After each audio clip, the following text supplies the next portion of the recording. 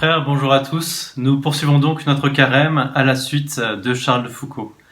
Et nous allons méditer aujourd'hui le thème de l'amour qui s'abaisse, l'amour de Dieu qui s'abaisse. Ce thème est présent chez Charles de Foucault grâce à deux influences majeures chez lui, grâce à deux personnages qui ont beaucoup compté pour sa conversion et pour sa vie chrétienne. Tout d'abord l'abbé Henri Huvelin, son directeur spirituel, et aussi sa cousine Marie de Bondy. On voit que ce thème de l'abaissement, ces influences se glissent dans l'âme de Charles de Foucault juste après sa conversion. Et quand on lit Charles de Foucault, il reprend très souvent ce thème qui va devenir très cher pour lui, l'amour qui s'abaisse. Oui, chers amis, chers frères, Dieu s'est abaissé en raison de son amour. Et c'est ainsi que Dieu aime agir en s'abaissant toujours plus. C'était le cas dès les origines. Regardons Adam et Ève. Ils bénéficient de la présence de Dieu qui est là avec eux dans le jardin. Lui, l'être incréé, accepte l'abaissement de cohabiter avec de simples créatures. Et vous le savez, Adam et Ève refusent cette présence de Dieu en commettant l'irréparable, le péché. Et Dieu, lui, ne cessera de revenir vers l'homme en lui promettant un sauveur, en invitant l'homme à entrer à nouveau dans son amitié avec les alliances successives. Mais bien chers frères, quelle délicatesse, quelle patience dans cette manière dont Dieu approche l'homme pour l'inviter à revenir à lui de tout son cœur. La manifestation de Dieu passe vraiment par son abaissement. Voilà pour comment Dieu aime à se manifester à l'homme. Voilà la raison de l'incarnation. Dieu va décider de se faire homme lui-même, de s'abaisser jusqu'à l'humanité. On trouve cette méditation chez Charles de Foucault le 20 juin 1916. Il va écrire « Jésus descendit avec ses parents, il vint à Nazareth. Toute sa vie, il n'a fait que descendre. Descendre en s'incarnant, descendre en se faisant petit enfant, descendre en acceptant d'être pauvre, délaissé, exilé, persécuté, supplicié, en se mettant toujours à la dernière place. » Mais bien chers frères, je crois que pour contempler l'abaissement de Dieu, il y a un moment de la vie de Jésus que Charles Foucault préfère.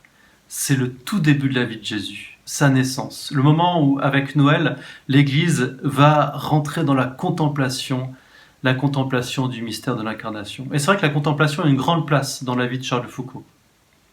Pour lui, il faut d'abord voir Dieu tel qu'il est, le contempler, et à force de regarder Dieu, Dieu va nous façonner lui aussi à son image. Le thème de la contemplation est vraiment très important pour lui, et il faut, pendant ce carême, nous mettre à l'école de Charles de Foucault.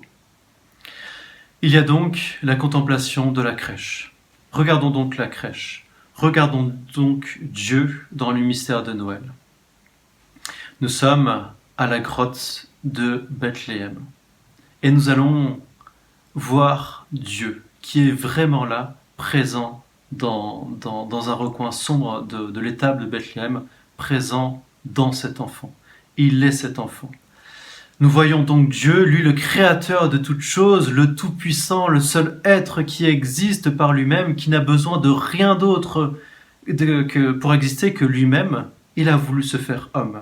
Notez bien que pour épouser l'humanité, notre Seigneur aurait très bien pu s'incarner en un homme directement adulte, à l'âge adulte.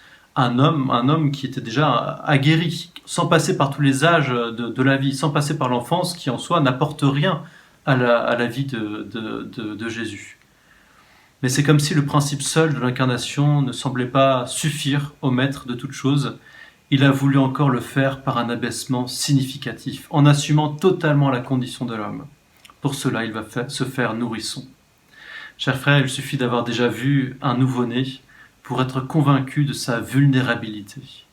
Le nouveau-né est totalement dépendant de ses parents. Il ne peut rien par lui-même, ni manger, ni être protégé du froid, ni être mis à l'abri du danger. Comment, mes bien chers frères, ne pas tomber en adoration, comme Charles de Foucault, devant le tableau de la crèche? Nous pouvons y contempler l'extrême humilité de Dieu. L'enfant Jésus est là, il repose sur la paille dans un recoin sombre de la grotte. Dieu est là, présent, il est suspendu au souffle fragile d'un nourrisson. Mais bien chers frères, si Dieu veut s'incarner, si Dieu veut s'abaisser, c'est pour être véritablement proche de moi, pour être mon semblable. Peut-être que je me sens trop petit pour Dieu, peut-être que je me sens trop pécheur pour être digne dans son amour, peut-être que tout ça m'accable. Précisément, mettons-nous à l'école de Charles de Foucault. Voyons que si Dieu accepte de s'abaisser, c'est pour me rejoindre, pour pouvoir me pardonner profondément et pour pouvoir me faire entrer dans la gloire, dans un magnifique mouvement de miséricorde. Amen.